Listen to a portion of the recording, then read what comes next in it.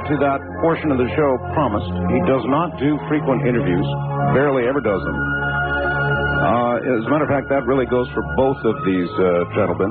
I now would like to bring on Mike Rogers and Travis Walton. So let's do it one at a time and be sure we can get them planted properly. First, let's go to Mike Rogers. Mike, are you there? Yes, I'm here. Okay, you hear me okay? Yeah. All right, good. Let's see if we can bring Travis on. Travis Walton, good evening. Are you there? Yeah, I'm here. Oh, excellent. We've got you both just fine. All right. I don't know where to start. I sat down and watched Fire in the Sky again and took notes this time. And so I guess I'll kind of move through it the way they did, except I would like to not do it the way they did, with the flashback in the beginning and then the story taking up. Mike, you had a government contract of some kind with the Forest Service? Right. What was that to do? Well, we had to thin out the trees that were damaged and diseased and whatnot after a logging operation and pile the debris. Basically, it's just kind of an ecological program that cleans up the forest after logging and makes the trees grow better. All right, and you were the crew chief for that? Right. How big a project was it? How long were you going to be up there? We'd been on it about a year and a half at that time. Oh, I see. All right. So it was pretty good sized contract. Exactly. You were married at the time, Mike. Are you still in a divorce status? Right. I haven't been married now for many years. Okay. I guess at the time also the movie went into the thing that you had some financial troubles. The movie took a few liberties. I wasn't really having financial troubles. I was having troubles trying to live the American dream and have quite as much as I wanted, I guess. Mm-hmm.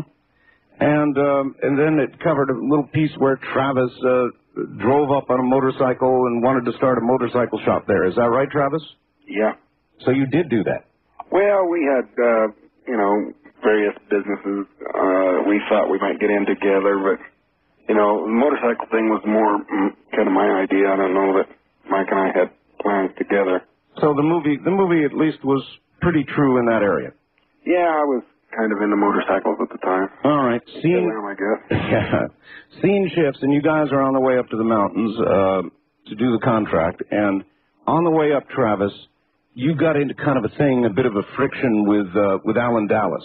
Yeah, well, he was kind of a wild guy, and he'd had a little friction with probably several of the guys on the crew at various times. You guys arrived okay at the work site then, worked all day, left the work site around dark. Was it already dark when you left? Well, not quite dark. It was getting dark. The sun had gone down and it was darkening. Okay. Then you, on the way down, I guess, you both saw something, some sort of glow or fire in the sky. The way the movie made it look, I've seen fires at night, and it looked just like a fire in the distance, kind of lighting the horizon. Is that about right? Well, we could see it through the trees, and, first we didn't know really what it was. We thought it might be a forest fire, but it was more of a golden color rather than a red color. And then it apparently moved? Well, did it look like a fire was spreading, or did it look like just the whole thing was moving? We were just puzzling over a lot of different things. Nobody really talked about it while we were looking at it because, there wasn't that much time. We saw it, and, I heard the guys kind of one by one fall silent from, the various conversations that were going on. So I assumed that they were all looking at what I was looking at, but nobody said, starting analyzing out loud what it was. There was more, what was going on inside of our heads. If you'd have had to guess then, would you have said fire or plane crash? It was puzzling, because at first I was thinking fire, but then the light seemed to be coming from higher above. I knew the ridge top was just a little bit above us, but this was from higher above that. So that's the reason the plane crashed. Maybe it was like hanging up in a tree or something. And I guess we ought to identify exactly where this was. Where was your work site? It was the highest area up on the Mogollon Rim, forested region up in the mountains of Arizona. Mm-hmm. And so you were at about what altitude, do you think? Oh, I don't know. What do you think, Mike? 7,500 feet. 7,500. Oh, you were way up there then. All right. Then in the movie, as they always do in movies of this kind, the radio started to go crazy. Is that also accurate? Well, we didn't have a radio on at the time. So that's a little dramatic license they took then? Yeah. Yeah, okay. At any rate, did you guys head toward this, or did you just keep going down the road and that took you closer to the light? Yeah, that's the way it was. See, there was just no other way out of there, and we had no choice but to keep going in the direction where we're going. All right, and somebody yelled to stop the car. Was that you, Travis? Yeah.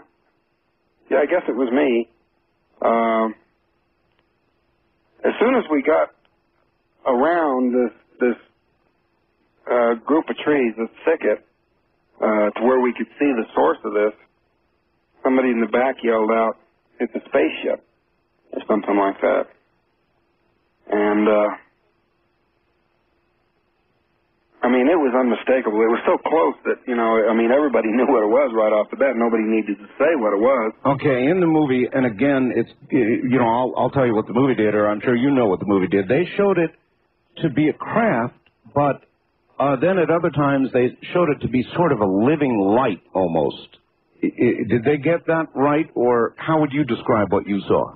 What we saw was very distinct as a mechanical object with, hard, angular edges. It didn't have the shape that they gave it in the movie. Now, the guys described it as looking to be the color of molten metal coming out of a blast furnace. But, they're talking about white hot, golden hot, Sure.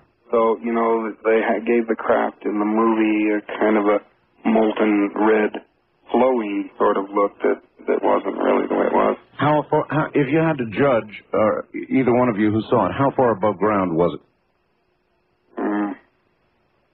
If you were going to guess. Oh, I don't know, 20 feet. 20 feet? Oh, that's not far. In other words, it was way down below the tree line. Yeah. Whew. So that's close. That's a close encounter, all right. Then the movie, Travis, shows you getting out of the truck. Is that right? Yeah. I was thinking that this thing was just going to zip off and be gone. The way it is when you catch sight of a wild animal in the woods, you're just going to glimpse it and it's going to be gone. And so I was in a hurry to get up to it before it left. Here's where I got to stop you for a second, Travis. In the horror movies, when inevitably the lady, you hear this noise, this horrible noise, and inevitably she goes to one place she shouldn't go, down to the basement, where something eats her. So in other words, here you are with a pretty frightening thing going on, a ship hovering, 20 feet above the ground or something, and you get out of the truck and go under it? It's kind of a crazy impulse.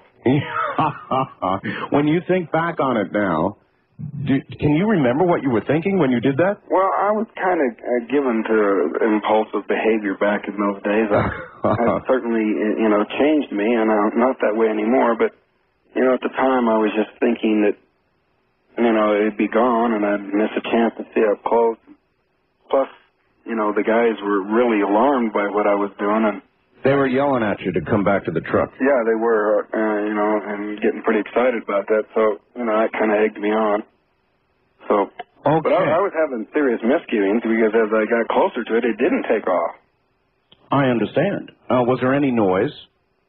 Yeah, it was a very strange sort of a sound, kind of a high-pitched, cyclic sound with some real deep tones. It just, seemed to be so deep you almost couldn't hear it. Would you describe it as real loud or just there? Well, it was just there. It wasn't tremendously loud at first, but then when I got closer, and it suddenly got louder and it started to move. And it rose up a little bit, and that really scared me. And they're still yelling at you, Mike. I'm sure you're still yelling at them from the truck, right? Oh yeah. Did you Is your recollection of it, Mike, like his regarding the craft itself and the noise? Oh, yes. Yeah. In fact, there's little difference, if any, between all the guys that were there in the descriptions of everything concerning it, from its distance to its size to its look and the sound that it was giving off. Okay, at this point, there's what, 6 of you in the truck? Was that? Well, 6 in the truck, yeah. 6 in the truck, and Travis 7. out there under the craft. So there's Travis under the craft. How much time went by, Travis, before your memory either ends or that bolt of light hit you? It was just seconds, because as soon as it started to move, I jumped for cover and resolved. I made up my mind to get out of there and get back to the truck like they were saying. Mm-hmm. And as soon as I raised up to go, wham, that's when I went out. Just at the very moment common sense overtook you. Now, in the movie, it showed this bolt of light that came down and literally threw you up in the air. Is that accurate, or is that dramatic license? So what they did there in the movie didn't quite look the way it actually happened. In fact, the movie didn't make it quite dramatic enough. The movie did some things that were a little exaggerated. In other places, they under-exaggerated, and that's one of the places where the movie didn't make it as dramatic as it was in real life. The thing that hit Travis, whatever it was so powerful that it blew him back like an explosion. It didn't gently lift him up and throw him back like that. It was his throwing backwards was the result of a very hard blast of some kind. Like I've described it many times as like a hand grenade going off in front of him, and he was blown backwards, literally. Wow. And Travis, is that where your immediate memory ends? In other words, were you out cold? Yeah, I just kind of felt a numbing sort of a shock, but it just, I was out instantly. Out instantly. All right, then at this point, we shift back to you, Mike. There he is, laying on the ground. Looks like he's been blown up by something. And that's when the panic hit the fan, I guess, with you guys. At least that's what the way they showed it in the movie, and I can imagine that's the way it was. What did you guys think? The movie depicted that real well right there. It's almost identical to what happened afterwards. I mean, total panic. It wasn't, I don't even know if it showed in the movie 2 or 3 seconds before I hit the gas. I think I hit the gas more or less. Immediately seeing him hit the ground. You thought he was dead? Well, he looked dead flying through the air, and he sure looked dead when he hit the ground on his back. He didn't even flinch, didn't make a motion when he hit the ground. Okay, Dust rolled up around him, and we were headed down the road. I can imagine you were, and you say it was almost immediate. You didn't want to end up like you thought he was.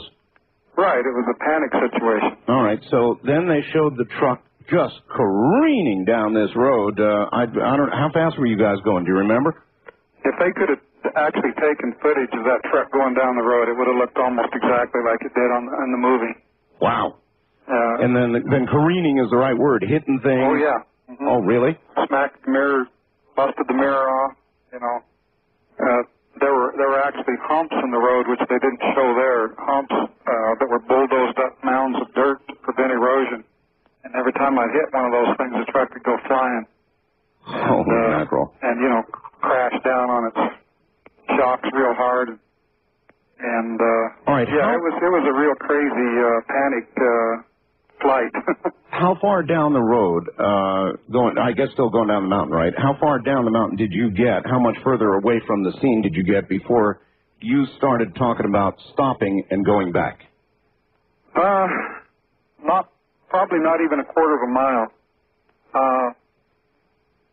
You know, me and Ken Peterson, who was sitting right next to me, the one sitting between Travis and I on the front seat of the truck, he was the next oldest to myself. He was only 2 years younger than me. He was 26, I was 28. Mm-hmm. And he was like the next oldest. Travis was actually 4 years younger than that. But Ken and I both seemed to realize about the same time that, you know, here we are flying down the road like this.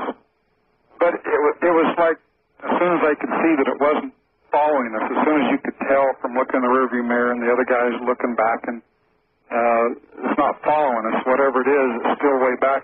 got a quarter-mile distance between us. In fact, in the trees, we've lost sight of it. And then it's not quite so panicky. It's like, what did we do? We left Travis back there. Yeah, in a way, you're like Travis.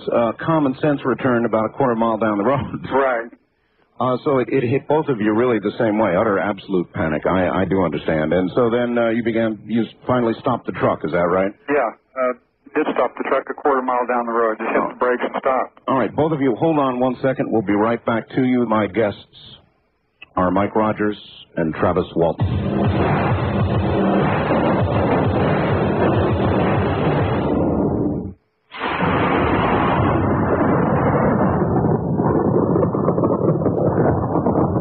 Now to Travis Walton and Mike Rogers. I'll try to give them equal top billing here as we go along. Back with you again. So, Mike, the truck stops, and you say what? Well, Ken and I looked at each other, and nobody said anything for a moment. No. And I said, finally, we're going to have to go back,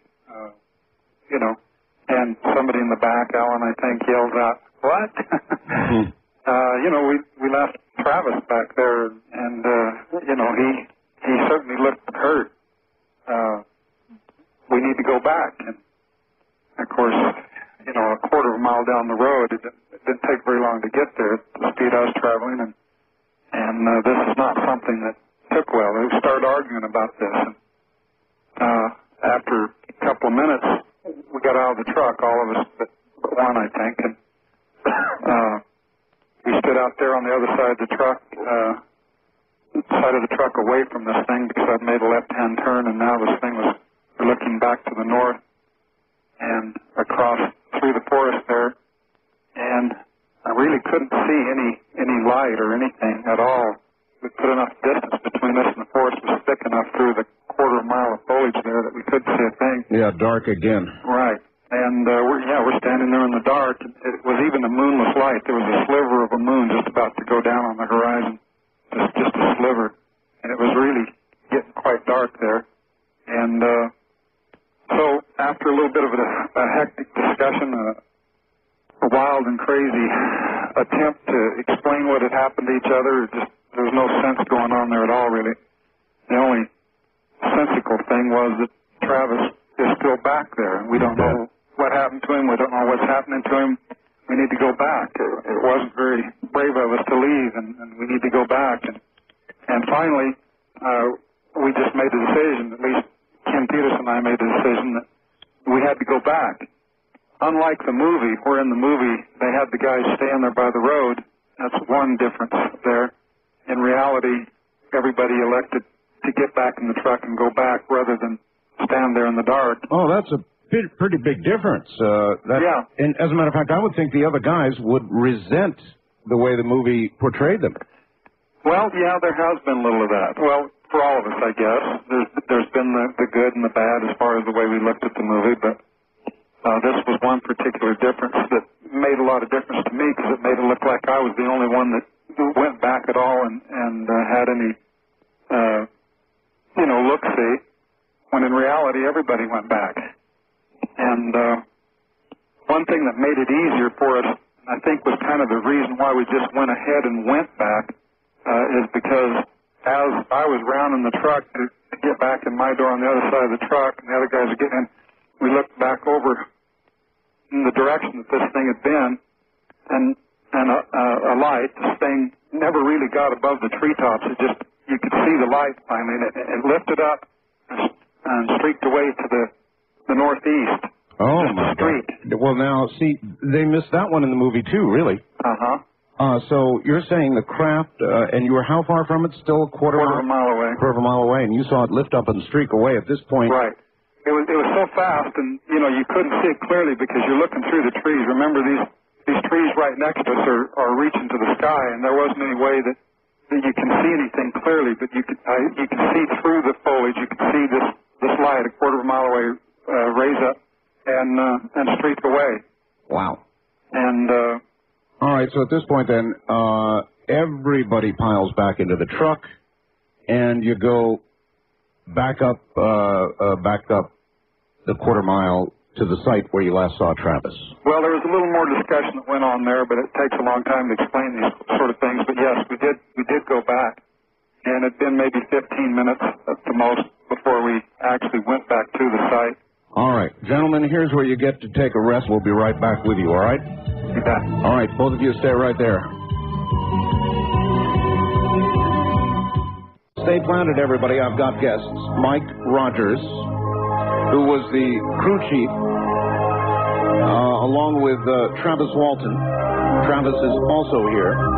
And we're talking about an incident that occurred, an abduction, the abduction of Travis Walton, as depicted in Fire in the Sky, and sometimes not as depicted in Fire in the Sky. In other words, we're getting the real story.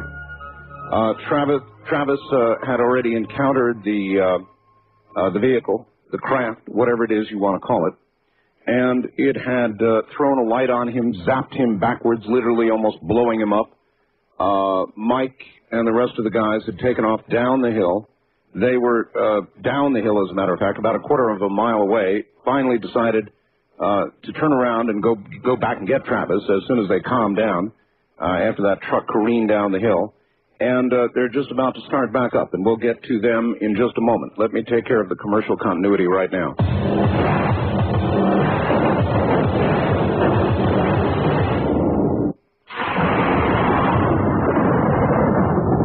Back now with Mike Rogers and Travis Walton. Welcome back, both of you. Yeah. Okay, Mike, so here you are, I guess, headed back up the hill with everybody in the truck. You're going to find Travis. And I take it you go up a little slower than you came down. A lot slower. Yeah, we headed back up there, and very, very slowly, very cautiously. We were still in a mild state of panic. I mean, it wouldn't have taken much to cause us to turn around and run, but we were headed that way, and we did get back to the site where this had happened. Upon doing so, since the thing was gone and there was no trace of it, it took a little bit of time to actually make certain that we had the right clearing. But once we had done that and we're certain we had the right place and we're sure that we were in the right spot, we took a flashlight out of the glove box and shone it around there while we were still in the truck. Not seeing anything, shone that flashlight into the clearing where Travis had fallen, and he wasn't there either. No depression in the ground like in the cartoons, you know, a Travis Walton depression in the ground? Well, nothing like that. This was 90 to 100 feet away where he fell, 90 to 100 feet from the road. Right. And so, you know, you couldn't have seen a depression from that distance. But there was a slash pile, a pile of logging debris there in the middle of this clearing, which Travis had been standing next to when he had gotten hit. And so we used that as kind of a locating device, and he wasn't anywhere in that clearing that we could see. Brother. So we just shone the light around for a while, still being very cautious, very timid, frightened, completely mentally overwrought. Just, you know, emotions were at a high point. You were probably in a state of shock.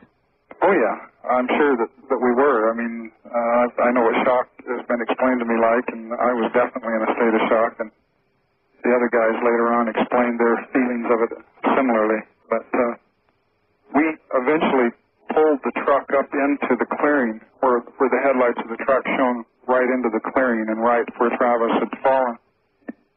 And then there was another discussion that had to take place about getting out of the truck and looking around. And again, it was a unanimous decision that everybody do it together. Rather than me or Ken getting out, everybody decided to go with us rather than stay in the truck alone. Mm-hmm.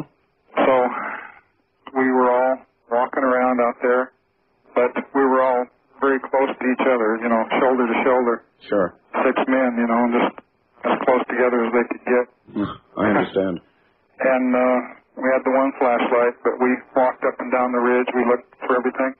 The only tracks we could find, which were barely visible in the pine needles intermittently, is a heel mark in the edge of the road that I saw before we got out of the truck. and then, you could see the pine needles were disturbed there where Travis had fallen, where he had stood, but that was the only sign of him. There was nothing else there, and there were no footprints in the road leading out. But, from what we saw of the way that this thing hit him and how he flew backwards and how he hit the ground, it was pretty unanimous feeling among us that he wouldn't have gotten up from where he lay, So he had to be taken. Yeah. Well, everything put together, all this put together, it made that very strong. And by the time we left there to head back down the hill to notify the authorities, we felt that he was taken. I mean, it was a real strong feeling. We had no other explanation. And we know that he didn't walk out of there. We know that we didn't feel he was hurt in the first place. He looked dead when he hit the ground, and we were certain that he had been abducted. All right, so you guys drove back to town, probably half in a state of shock the whole way, and reached this cafe gas station that they showed in the movie. Is that accurate? Fairly. There wasn't a lot of people around. Like in the movie, they added more people and whatnot into that. But what actually happened is that we stopped there. In fact, on the way into town, I wasn't the one that actually made the call. I guess they just chose to use my character throughout the movie there in certain places. They do things like that to simplify movies. I understand that. So. And because you had been the crew chief, so in certain, they would imagine that you would act in. Who did call? Well, a guy who they even changed his name in the movie. His real name is Ken Peterson. In the movie, they called him something else. I don't remember right now what it was. Had you guys made a decision, all of you, that you would call? I mean, you knew. No, that was the problem. I would have called normally, but I was against it. I didn't believe that we would be believed. I thought that we should report it as a person in our crew missing. Somebody got lost, and try to get somebody to help us search for him. In fact, I didn't even want to notify the authorities. I thought we ought to just get some people. I didn't have a deliberate plan in mind, or just go up and find Travis. Yeah, I just knew that we needed to look for him before the authorities were notified, because I just knew that they would not believe this, Yeah. And that was my feeling. So this was a discussion on the way back into town. And so by the time we got there, it was Ken Peterson that called, and the reason he called was because he was very firm. He was the guy in the movie that was, even though they changed his name, he was depicted as the choir boy, the steadfast... the church-going fellow. The church-going choir boy, right. Yeah. Never told a lie in his life, and that's a very accurate description of Ken Peterson. And he was very adamant about reporting this to the authorities. He wouldn't take any other thing for a way of doing it. I mean, he was firm on that entirely, and so he's the one that called. And he called... He didn't know who the authorities were, but the call that he made there in Heber connected him with the Chuck Ellison, who was a local deputy there, Navajo County deputy. Right. And he's the first one we talked to, and then after talking to him for a while, and I don't think that Chuck Ellison believed it at all, just like I suspected.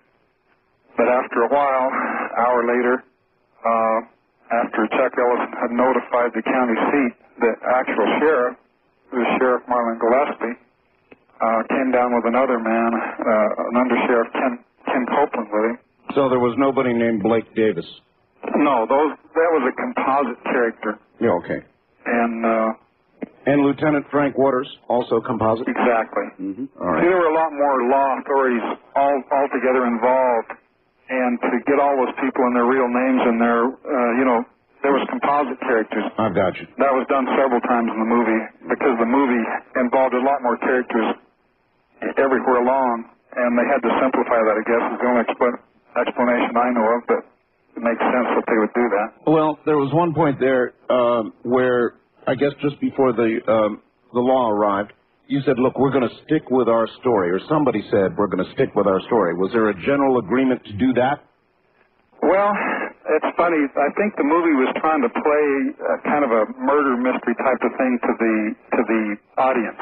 Oh. In reality, this stick to it is, let's not have contention among us here, even though we have differences of opinion of what we should do and what we should say to the authorities. It was like, you know, Ken says, I'm gonna call them, and I'm gonna tell them the whole truth here, and I hope you guys don't you know, try to act differently, because this is what we need to do. We need to tell the complete whole truth about this thing and just let the chips fall where they may. Well, you had to know one of the places those chips were going to fall was in the murder column. In other words, they were going to suspect this because of the nature of the story. There was no way not to. At the time, I really didn't have that in mind. Because we did not know what happened to Travis exactly. We had our own feelings about it, but we certainly didn't know that he was going to be gone, or you know, especially for as long as he was. There was no way I could foresee the future at that point, and I wasn't concerned at that point with the way it eventually turned out, the accusations of murder and everything. To me, it was just, we shouldn't tell them the whole thing right now because they're not going to believe it. I thought that they wouldn't even come and search for him if we told them about the UFO. I know. I'm curious, Travis. I don't mean to leave you out, but this is the part where you're left out. Travis, when you hear all this now, you know, about all that went on and what they thought and what they did, I know that after the whole thing, you felt, according to the movie, some resentment that Mike and company didn't stay there and try to get you, that they took off. When you hear all of this now from Mike and others, what goes through your mind? I mean, do you suddenly understand, or do you still feel any resentment? Well, you know, I felt less resentment than Mike might have believed for a while. I mean, you know, back when this happened, Mike, every time he was interviewed, you know, somebody would ask him, how could you go off and leave your friend like this, you know? So they were really dumping this load of guilt on him, which really added to the sort of feelings that he was getting from my family, you know, during the search and things. Sure. So it was kind of a blame situation that came about, and he kind of misread me as feeling that way. I don't really, you know, I've always said, excuse me, that they, you know, they did what they had to do. Yeah. But, you know, in a similar situation, I can't see that it would have made any sense for anyone to have done any different than they did. Jumping out to the end of the movie for a second, or the story, was it a year and a half that you guys really didn't see or talk to each other? Was that accurate? Yeah, but, you know, there were some other things involved there, too, but you know, that was a part of it. Did you really get together, the two of you, at the end, as they showed, go back out to the area? We've been out there a few times. It's something I try to avoid. All right, back now, Mike, to you. So this went on. There was 5 days of pure hell. I mean, Travis was gone for 5 days. What happened? You talked to the police the first time, I guess. They arrived, and you started telling them this story. Yeah, it was a very harrowing 5 days. Believe me, it was the worst 5 days of my life, and it didn't get much better the next several days after that. But yeah, the sheriff, although he's always held a line publicly that he's skeptical, I think he was the only one of the 3 police officers that we met with that night that gave us a glimmer of hope. He partly believed, at least his mind was open to the possibility that what we were saying altogether was true. Well, here's a guy who probably knew you. It's a pretty small town there, and he knew your characters, so... Well, in reality, he had actually had a sighting himself not too long before that, a few months or years before that. And I guess from what I've heard, this was what made him at least open-minded to the possibility. He never just totally believed it, but it left him open enough to where he could take what we were saying serious to an extent. Sure. And it made it possible for them to go out and conduct a real search.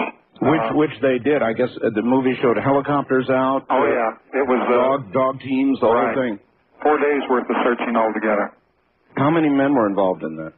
Oh, gosh, 50 to 100. I don't know how many. I'd just be taking guesses. I don't think anybody knows that actual figure, but it eventually involved aircraft and helicopters and dogs and you know, what's funny about the search, the one thing that I always bring up about it that the movie that never showed, is that this search was so thorough that these guys would come back from a jog out and around with their hands full of debris that they had found in the woods. Mm-hmm. Everything from pop tops to beer cans to old oil bottles, you name it. Old pieces of logging equipment, you know, pieces of cable and whatnot. They literally slicked those woods up, and they'd come back and throw them in the back of the pickups, and they had piles of debris there that was gathered up. This is how thorough the search was. They were looking for every little speck or clue that they could find and managed to clean up the forest in the process. And I thought that was kind of funny. I always have since then thought that was kind of an interesting little part of the whole thing. Well, it's interesting because they didn't find even a trace, did they? Right. Not so much as a footprint. Wow. So Travis was gone. In other words, he wasn't, there's no way we could imagine he was conked out, unconscious somewhere in the area. They'd have found him. That's right. He would have been found. That's really the truth of it. Well, all right. So they didn't find him. Were you up there during the entire time of the search? Not every single hour of it, but yep. Almost. All right. Meanwhile, back in town, at this point, how many people started thinking that you had, or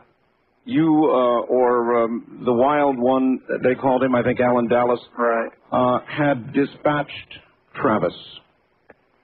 Well, there were people who thought that almost immediately. In fact, you know, in the movie, they have Travis's brother called Dan. Right. This is another composite character. In reality, there were two brothers.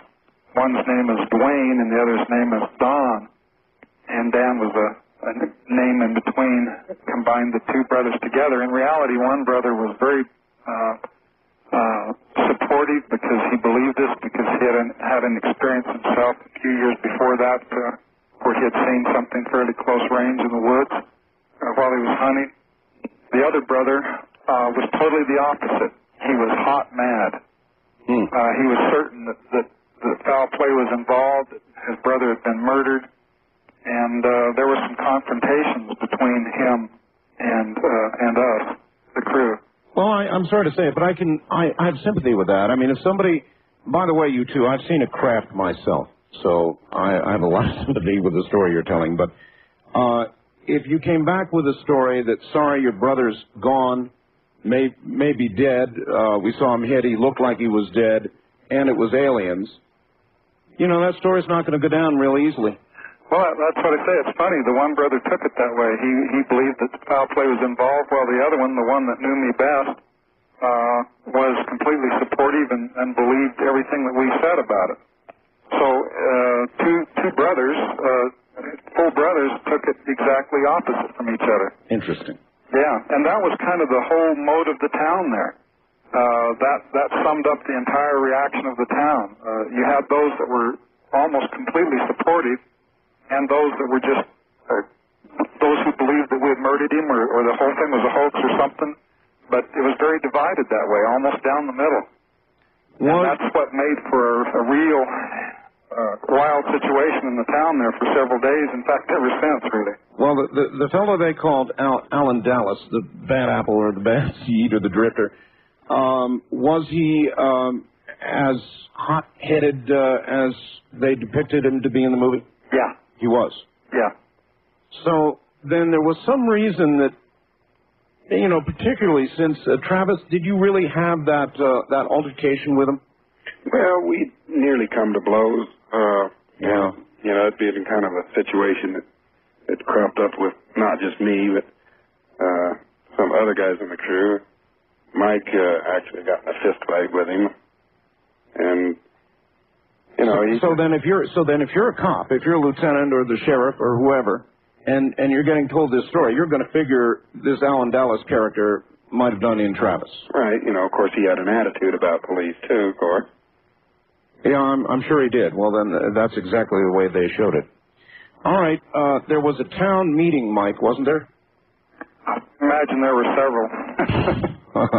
But so you didn't really walk in on a town meeting the way they No, did. that was again, that's the condensation of a much bigger story. But I had confrontations with a number of groups of individuals in the town there during that time. And they just chose to do it that way in the movie, which summed it all up, really. I'm sure you were thinking, Travis is never going to be found.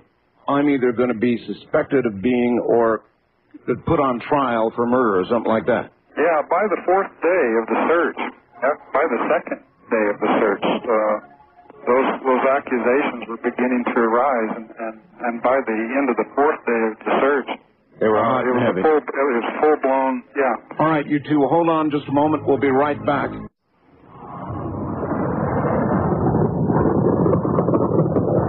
Back now to Mike Rogers and Travis Walton. Hi there, you two. We're back on. Howdy. All right. Now, here we are in town. They're beginning to suspect you strongly and the other guys of murder. Maybe Dallas, maybe all of you. They don't know, and they keep asking questions. At some point, according to the movie, they wanted you to take a lie detector test. Is that right? That's right. I imagine you thought pretty hard before you decided you'd take it. Well, not really. We all knew that we were telling the truth. There was no doubt of that. And we certainly knew we didn't murder anybody. And they wanted us to go down to the county seat, which we did the following day. And they had it all set up for us. They had a lie detector man up from Phoenix, DPS, State Police Polygraph Operator. Mm. His name was Cy Gilson. And he looked like a mean guy. Yeah, and you know, in the movie they made him look like Mr. Friendly, and everybody said he's the best. You'll be happy with this, and all the rest of it.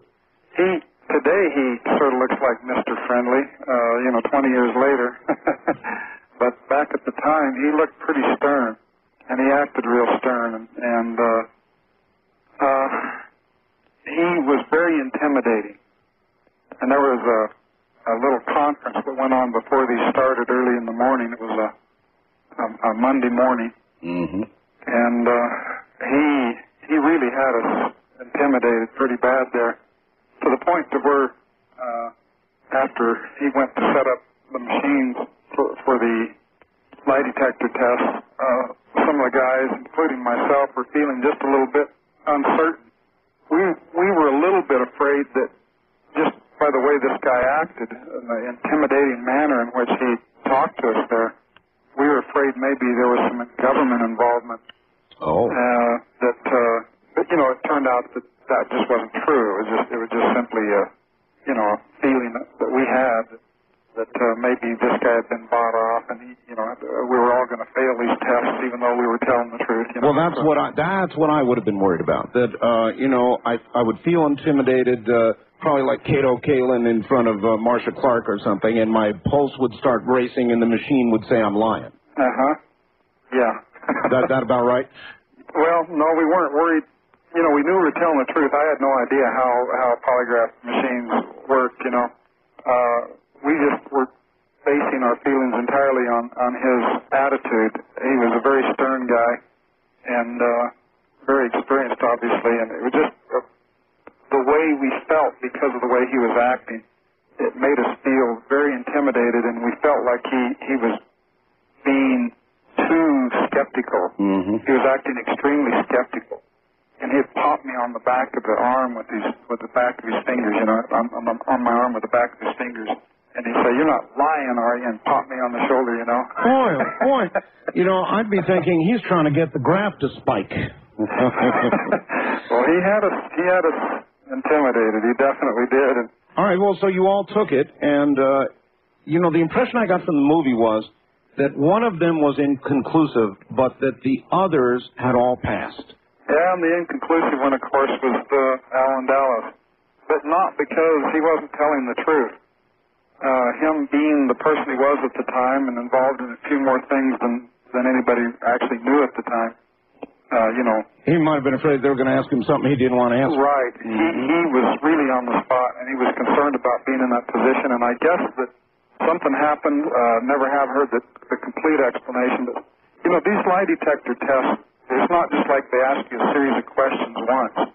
They actually go through it at least 3 and maybe 4 and even 5 times. Mm-hmm. Each test actually involves several series of questioning.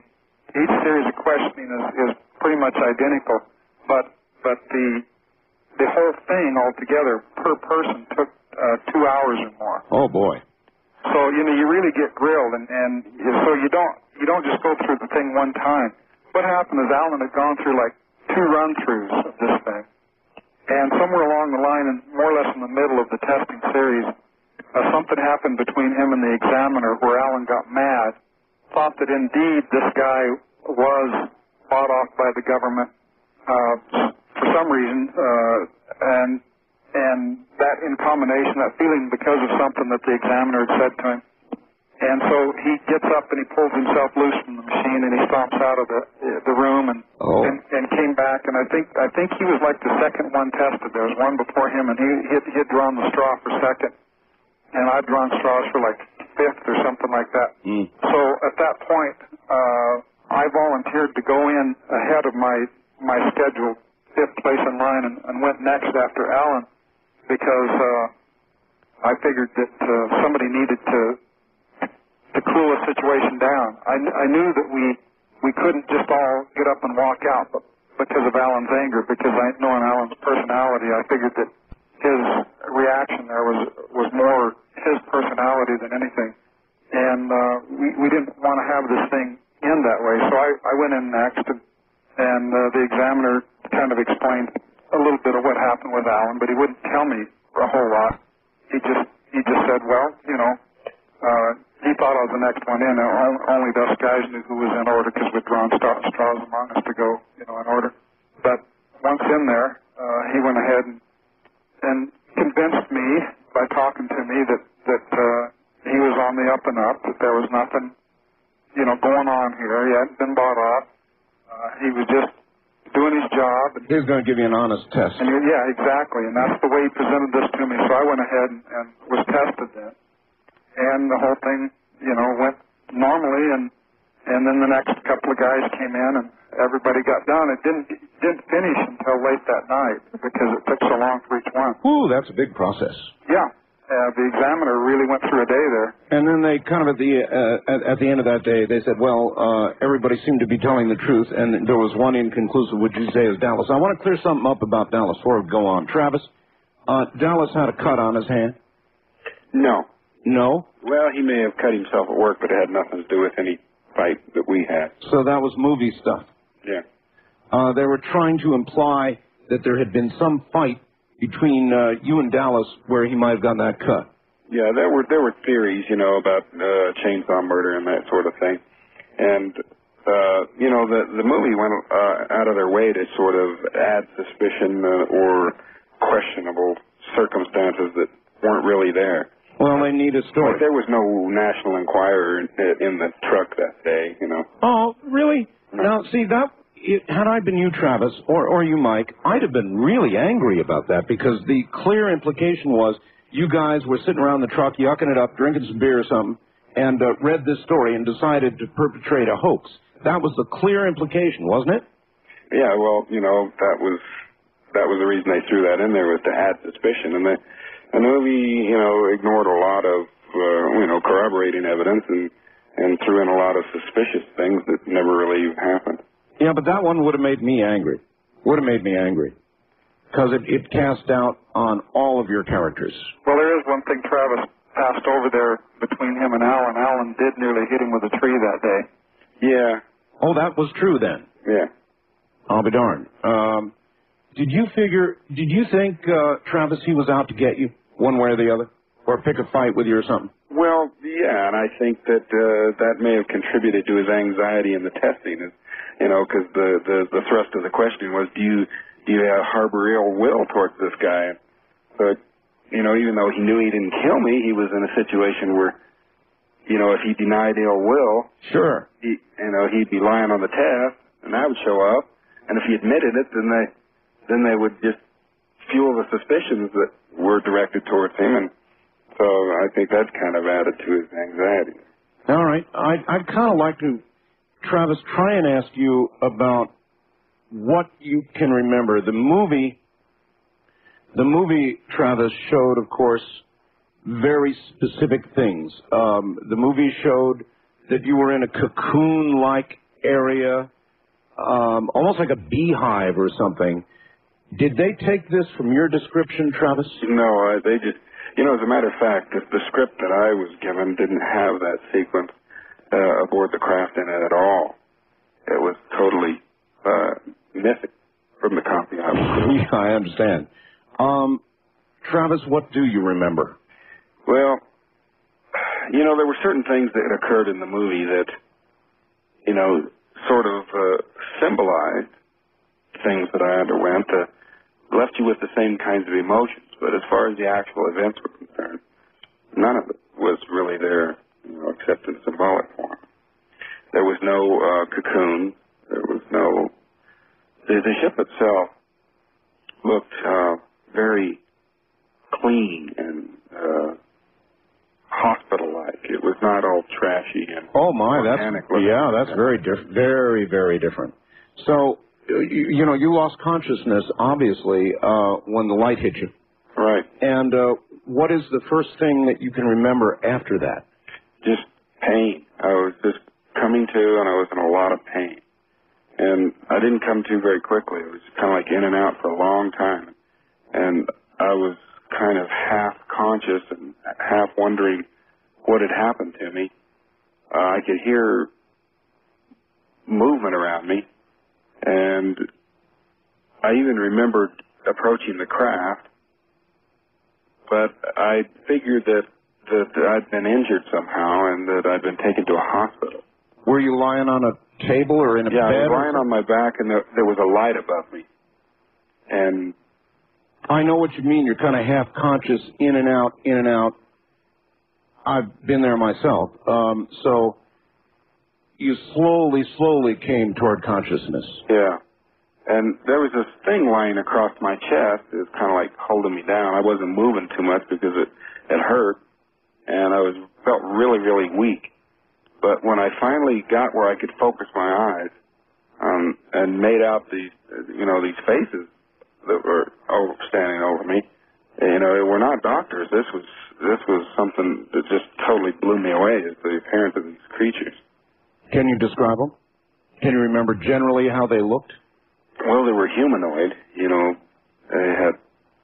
were just large eyes, kind of large cranium, no hair. No hair. It was just such a shock. It was just combined with the pain and not being able to breathe, it just flipped out. Were they just standing around you, or were they communicating among themselves? Can you recall? Well, they were, kind of standing over me. At least one of them was closer than the other. And when I saw them, I just involuntarily sort of lashed out at them. And I was just so weak that it was just more of a push than anything.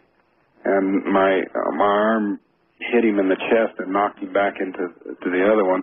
Did he feel, I've never talked to anybody who's hit an alien before. Did he go over easily? Yeah, it was much lighter than I expected. Huh. Even though I was so weak, he just fell back quite easily. But he was solid substance. Yeah, sort of soft and spongy, but, it was as real as anything. And he got pushed backwards. Yeah.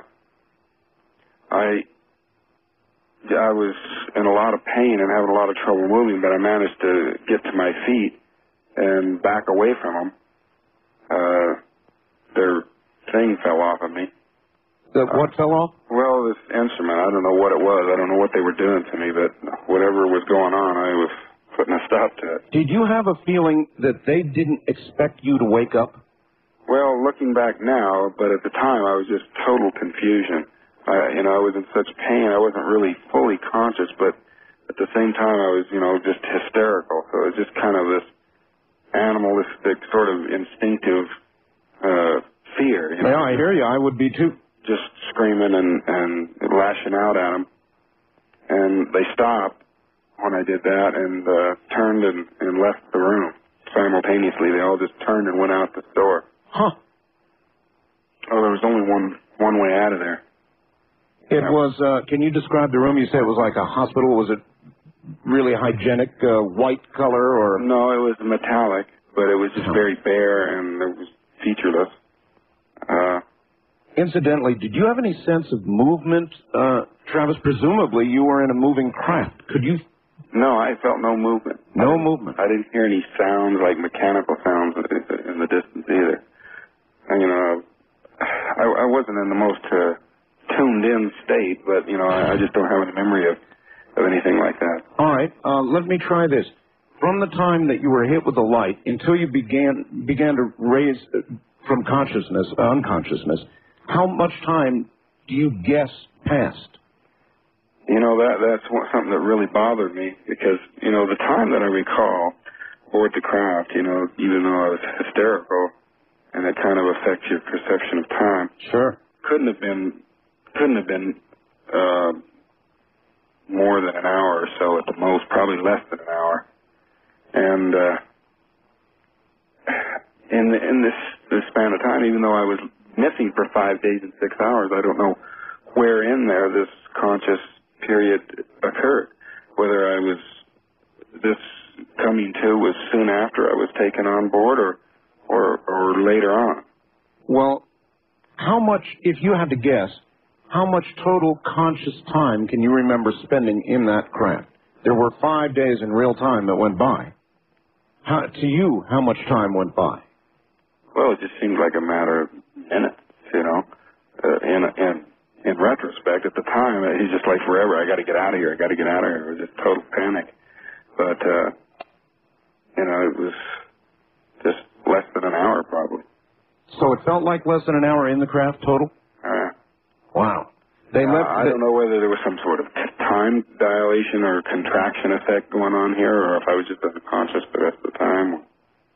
Maybe it was the last hour before you were actually returned. Maybe you were unconscious for a very long time.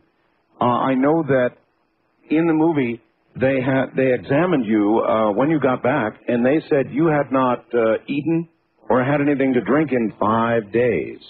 Is that accurate? Well, the medical tests are kind of, I don't know. I need to look into this perhaps, but they say that if you haven't eaten for 5 days, that you'll have certain chemicals in your urine that will, you know.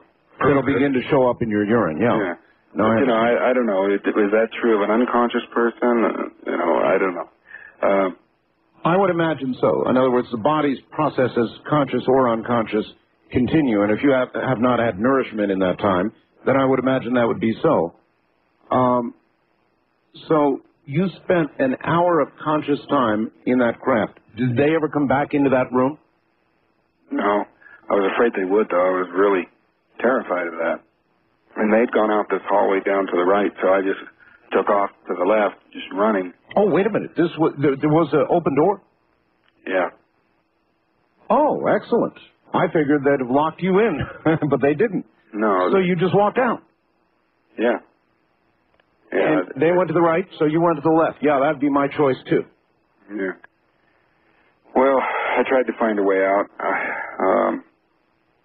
and pushed some buttons, controls, and things, you know, trying to open a door. Crazy, desperate sort of things, but this was interrupted by a person, a being, coming in who I took to be human. I figured I was saved, and when he motioned for me to go with him, I went, thinking that, you know, he was saving me, rescuing me. Uh-huh.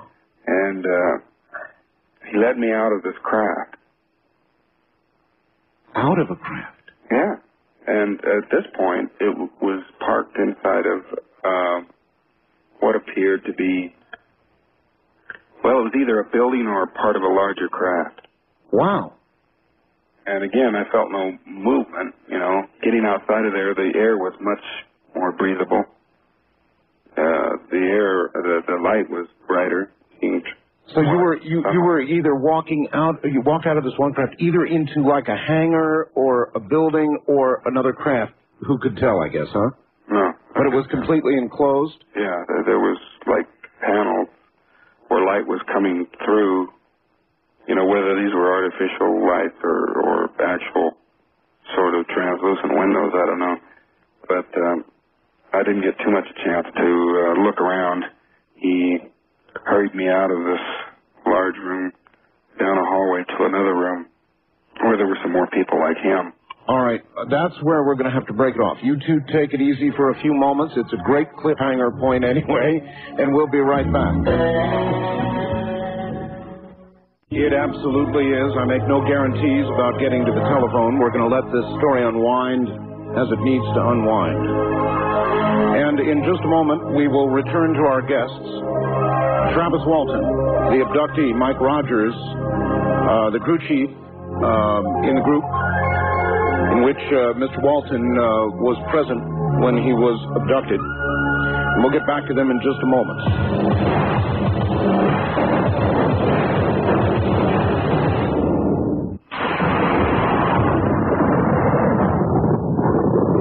Back now to my guests, Mike Rogers and Travis Walton.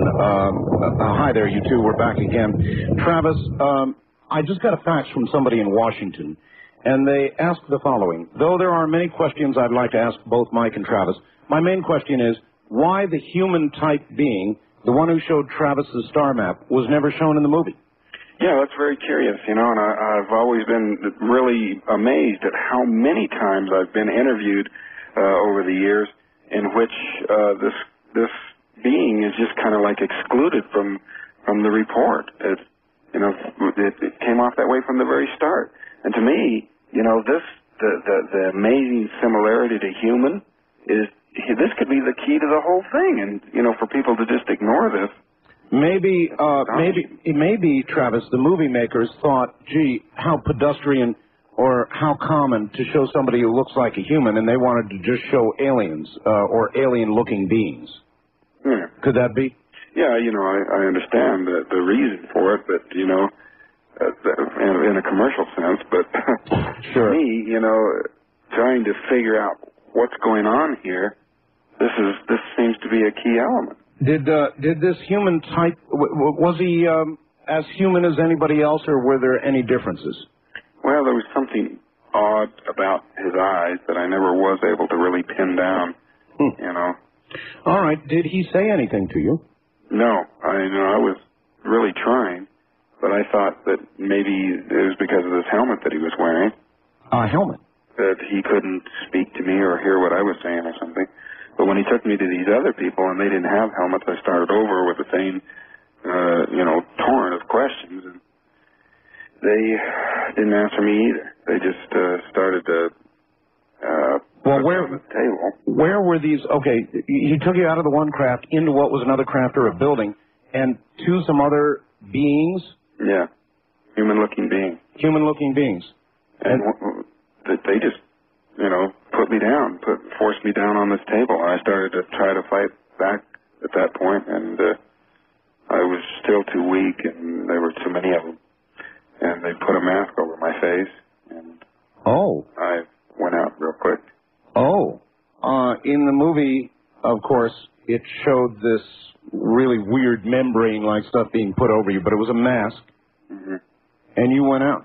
It was anesthesia of some kind. Yeah. Apparently.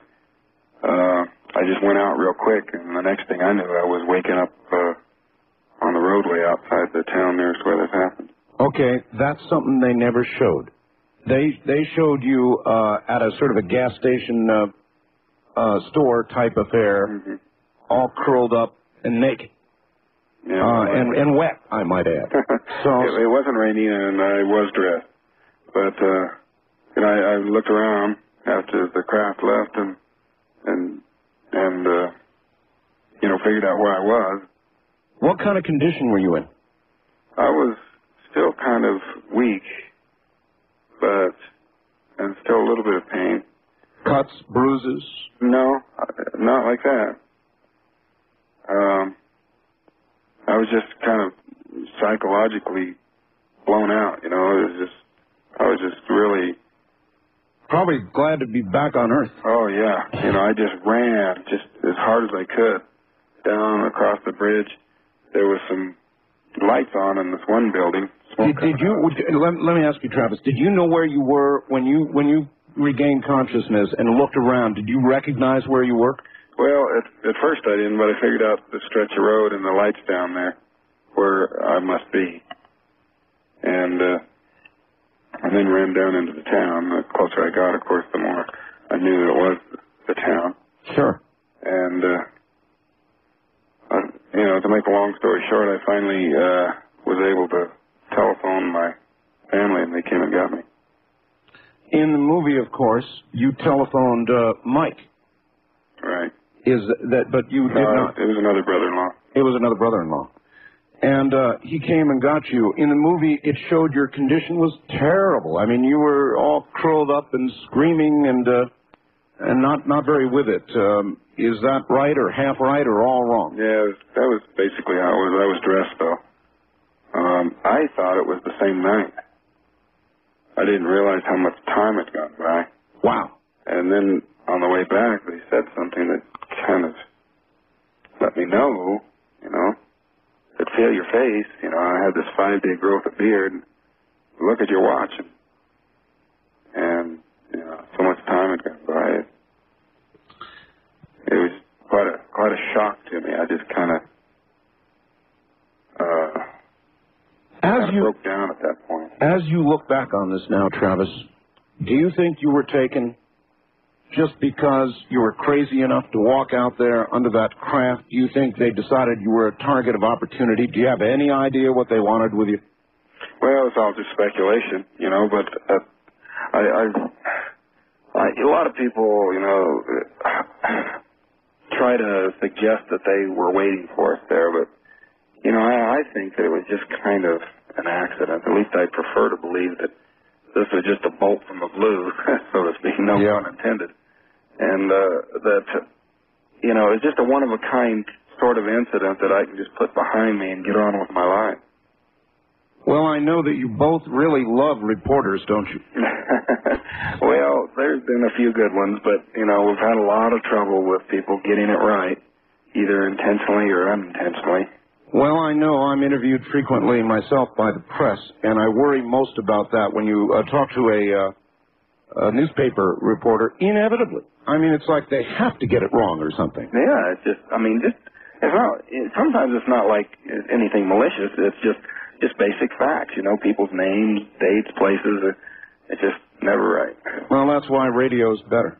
It really gave me a lot of insight into looking at the news. You know, when I see things going on, I always wonder what really happened there. I understand. But a few of them have had it right. Yeah. And there. If you were to guess, and I know it is just speculation, but again, you think it was just all sort of happenstance. Do you have any guesses about what they did with you for that time?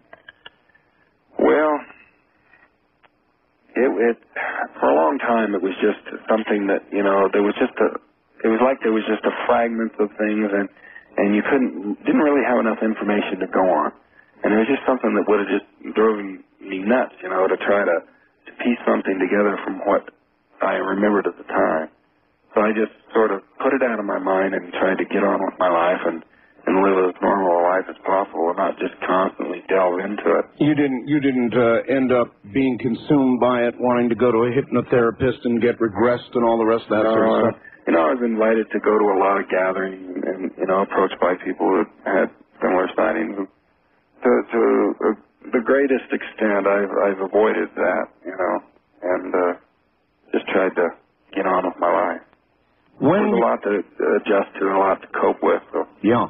When you go through something like this tonight with Mike and you sort of go back through the whole story again, is it like reliving it? Yeah, you know, it never fails to just get me all wrenched up inside. And for a long time, I didn't talk about it hardly at all. But when the movie happened, you know, I was kind of in a situation where, you know, I was being pressed for large numbers of interviews all of a sudden. And I was afraid that it was going to just make me so sick of the subject I never could speak of it again. It would just build up to a point where it'd get worse and worse. But actually, it's kind of had a desensitizing effect on me. Yeah. Even though, it's still there to a certain extent, I do, feel a little easier to talk about it than I used to. All right. Right at the end of the movie, Mike, this is for you. They rolled something that said, and I think this audience ought to know, that another lie detector test was administered, and every single one of you passed. Well, there were only 3 of us that took this new series of tests. What happened was there was a fellow by the name of Jerry Black who caught wind of the movie being made just as the movie was beginning to be filmed back in the summer of 1992. And Jerry Black approached the screenwriter Tracy Torme on the phone at first, and he was trying to get Tracy to cease the movie, to chop it off, because he said that, this whole thing is a hoax. Jerry Black was a personal friend of some major skeptics, although he himself is a believer in the UFO phenomena. And that was his first initial approach to this thing. And then after launching eventually a whole new investigation into the thing, because Jerry Black is a UFO investigator, he came to the point to where he thought, well, what we need now is some new tests, because the first tests, everybody took them, everybody passed, even Alan Dallas, of course, according to the police report that was finally came through after all these years, showed that Alan passed part of the test that he took. Mm-hmm. But what Jerry Black wanted for his own personal conclusion to his investigation was a new lie detector test for me and Travis and Alan Dallas, who he considered to be the lead characters of the thing.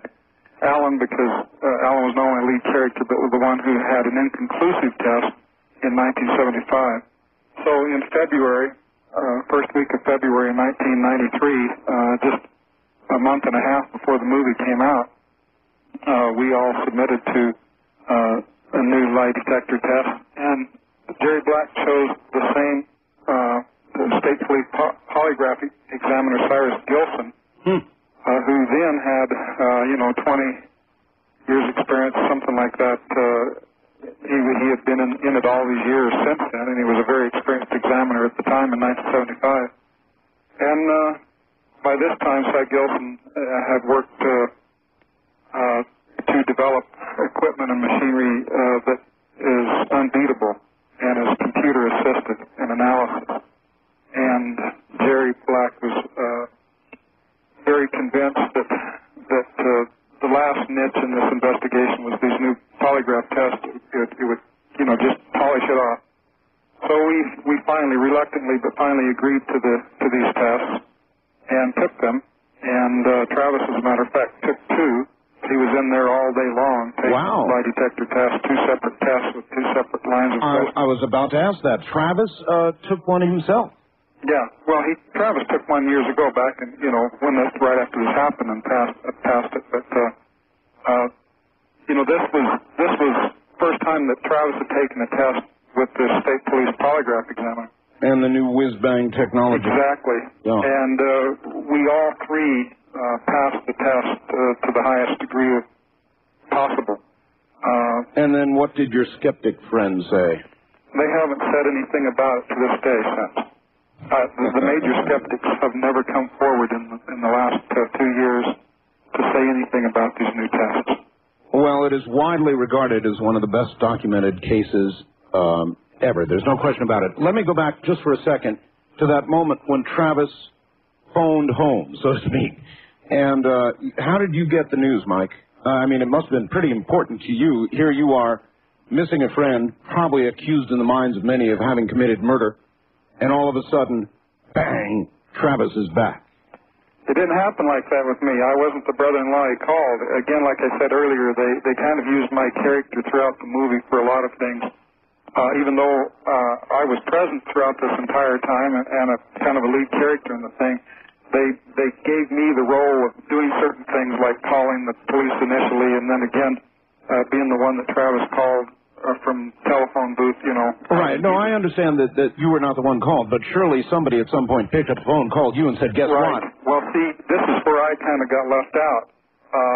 Everything that happened when Travis's brother and brother-in-law went out and picked him up, he was actually had already been transported down to Phoenix and was beginning this process of being analyzed by doctors and hypnotists and psychotherapists and every expert that they could throw at him. I didn't even know that he was returned for almost a whole day after he had actually been returned. Nobody had even told me for a long time. Of course, when I did learn of it, you know, I was elated. I was thrilled. I was relieved. You know, and well, you see, what happened at the time was my brother had been watching what had been happening to my mother, and the way the police and the media were just unmerciful. You know, she'd had to be sedated, and the kinds of things that were being done to the family and in the community and everything. And they just felt that, you know, he said, "Oh, that mob is not going to get hold of this guy." How were they treating it in the media, Travis? Well, you must have read all the clippings now. Were they making a big joke out of it? Was it a murder mystery in the media? What were they doing? Well, you know, it was one theory after another. You know, of course, right at first it was just a murder, and then it was a drug hallucination, and then it was a transitory psychosis. It was just one thing after another, you know. I'm sure they tested you for drugs. Yeah, the medical tests revealed no trace of any drug in my system. All my psychiatric tests were perfectly normal scores. But, you know, it was no end to the sorts of accusations, however baseless. And, you know, it turned into, you know, a long series of attempts to try to set the record straight. So they got you in Phoenix. They put you in the hospital in Phoenix, huh? Yeah. And came at you with what, a battery of tests and doctors to come in and have little conversations with you? Yeah, that sort of thing. EKG, EEG, you know, the whole shooting match. Did they find anything wrong, anything, for example, that physically could have caused you to go into a coma-like state, say, for 5 days? No. Nothing. Nothing like it. Wow. So what did you do, Mike? You heard he was back. You heard he was in Phoenix. And after you sighed a big sigh of relief, I'm sure, because you were accused and your friend's back, what did you do? well, obviously I wanted to get down there and see him, you know, but I wasn't able to do that for another couple of days more. It was like maybe 3 days before I was actually able to see him for the first time. And this is one area where the movie Fire in the Sky actually got real simple. They showed him in the movie being put in a local hospital and treated very normally. And the hospital was quiet, and I snuck in there during the night and got past the nurse to talk to my buddy for the first time, you know. That's right. And in reality, this thing was a media circus. There were a whole team of doctors and people there, and they had him bound up for several days before I was able to ever get a first glance at him. Couldn't hardly go anywhere. Walking across the parking lot of the hospital, hey, there he is, there he is. That kind of stuff. No. It was just crazy, you know, it was crazy stuff. They put me in the hospital under an assumed name. Oh, so that kind of delayed the media. But at some point they saw you walking. Yeah. How were you going to handle it in the media, Travis? I'm sure you thought about that. You know, what am I going to say to him? Well, you know, I was just a country boy. I wasn't really very well versed in these kinds of things. I didn't know how to handle it. You know, I guess I was a sitting duck at times. So did you talk to him, or did you tell him to get lost most of the time? Yeah, I just wasn't up to talking for quite a while. You know. You still don't like talking about it, do you? No, it's still kind of upsetting, but you know, I feel that it's important to set the record straight. Maybe it's important for you too, because every time you go through this, maybe a little, you know, like another piece of it, or the pressure of it falls away from you a little bit. Yeah, just a little. All right, you two, stay put. We'll be right back to you. My guests, Mike Rogers and Travis Walton. The story of Fire in the Sky. Only this is the real thing, and we'll be right back.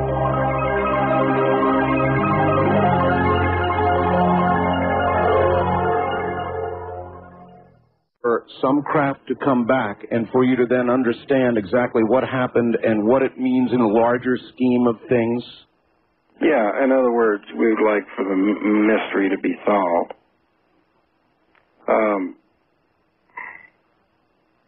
You know, by somehow, maybe not being the person that gets out there and solves it, but, you know, it would be nice for it to be known. If it's going to remain a mystery, I'd just as soon get on with my life. Yeah, I can understand that, wanting to get on with your life. Travis, of your whole experience, of what you remember of it, what was the worst and most terrifying moment for you? I mean, when you flash back on it and you think of the worst, what was that worst moment? Well, you know, suddenly seeing them and their eyes, the way their eyes just seem to look into me. Does that haunt you still? Yeah, it does, and that's been, you know, something that's been in the center of every feeling, you know, not exactly flashback, but when I think back, you know, that's the part of it that just is the most intense. Other than when some a crazy person from the media like me comes along and talks to you, is it getting now to the point where you think about it less and less, or does it still come to you regularly? Well, I work at not letting it. You know, when somebody brings it up, I never bring it up, and I just never bring up the topic of conversation. I can't blame you. Are the two of you now close? Would you both say you're close since it, or what? Well, we were close, you know, prior to the incident, and you know, we had a falling out in the interim, but we kind of passed things up, and we're getting, you know, to where we more like it was before. Were you really close friends? Yeah. Best friends? Mm-hmm. What about the others? Do you stay in touch with them? Have they fallen away? They've just fallen away. Most of them, you know, are other states, and we have rarely talked to them since this happened.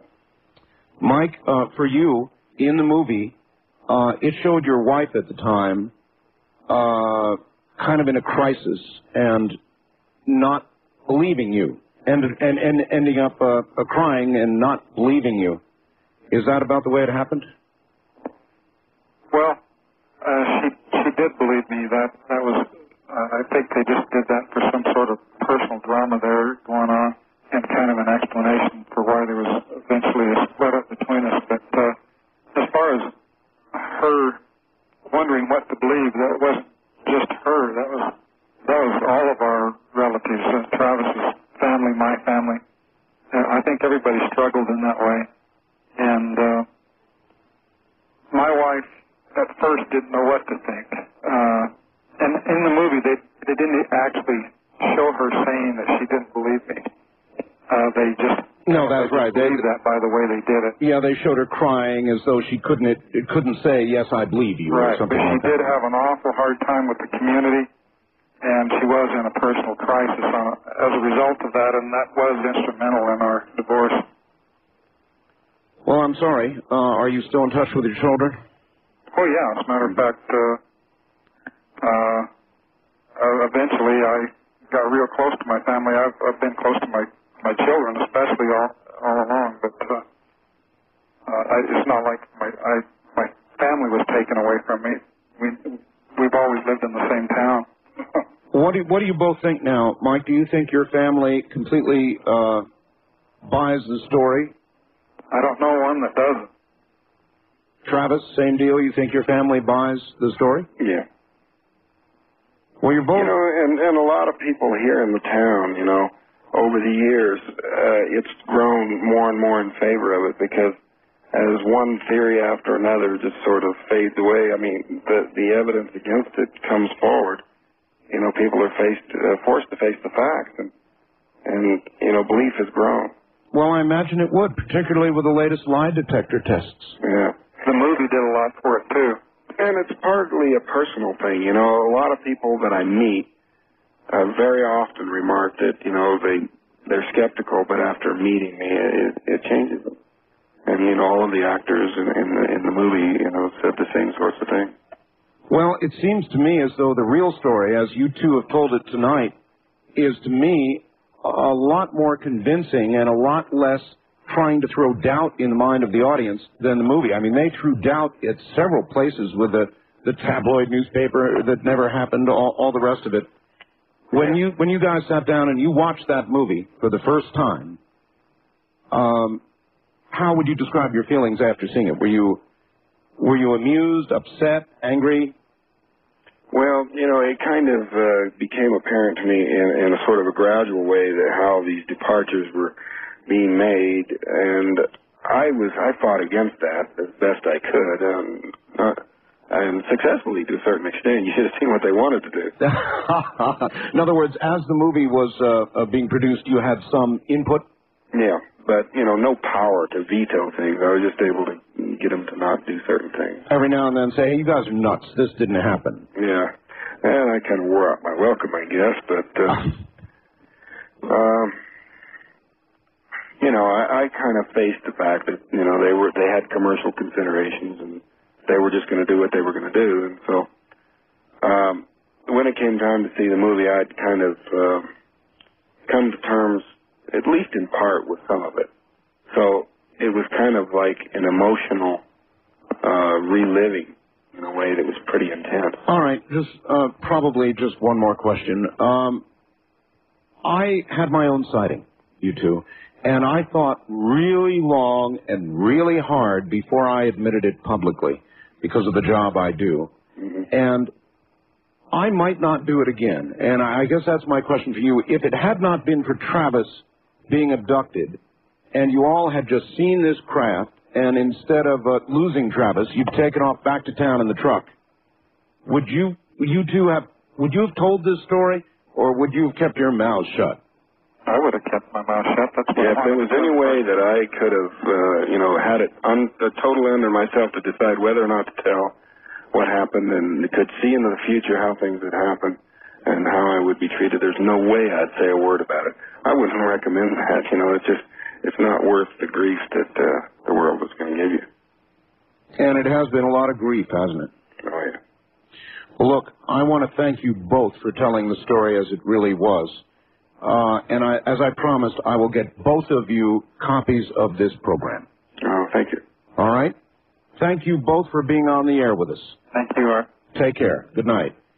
Travis Walton and Mike Rogers. And I hope that you all enjoyed this. I ended up not taking any calls because I wanted to get the story out. I thought it was an important story. These two strike me as very, very honest individuals. And I was very impressed by the story.